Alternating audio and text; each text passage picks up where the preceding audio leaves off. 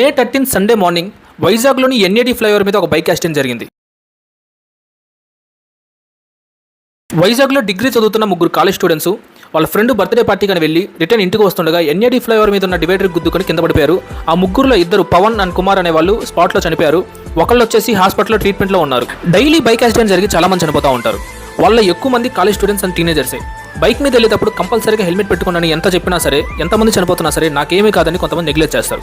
గుర్తుపెట్టుకోండి, మీ నెగ్లిజెన్సీ కారణంగా మీ ప్రాణంతో పాటు ఎదుటి వాళ్ళ ప్రాణం కూడా రిస్క్లో పెడుతున్నారు. రోడ్డు మీద డ్రైవ్ చేసేటప్పుడు దయచేసి ఈగోకి వెళ్ళకండి. అందరికంటే ఫస్ట్ మనమే ఉండాలని, లేదా అందరినీ మనం క్రాస్ చేసుకుని వెళ్ళిపోవాలని, తక్కువ టైంలోనే మన డెస్టినేషన్ రీచ్ అవ్వాలని ఏమన్నా మూర్ఖంగా ఆలోచిస్తే ఆ మూర్ఖపు ఆలోచన మాత్రం వదులుకోండి. ఎందుకంటే దానివల్లే చాలా యాక్సిడెంట్స్ జరుగుతున్నాయి. ఫైనల్గా మీరు బైక్ మీద బయటికి వెళ్ళేటప్పుడు హెల్మెట్ మాత్రం మర్చిపోకుండా పెట్టుకోండి. ఎందుకంటే మీరు తిరిగి వచ్చేంత వరకు మీ ఫ్యామిలీ మెంబర్స్ మీకోసం ఎదురు చూస్తూ ఉంటారు అని మాత్రం మర్చిపోకండి. ఎవరైతే ఓవర్ స్పీడ్గా బైక్ డ్రైవ్ చేస్తారో, అలాగే హెల్మెట్ పెట్టుకోకుండా ఎవరైతే బైక్ మీద వెళ్తూ ఉంటారో వాళ్ళకి ఈ వీడియో తప్పకుండా షేర్ చేయండి.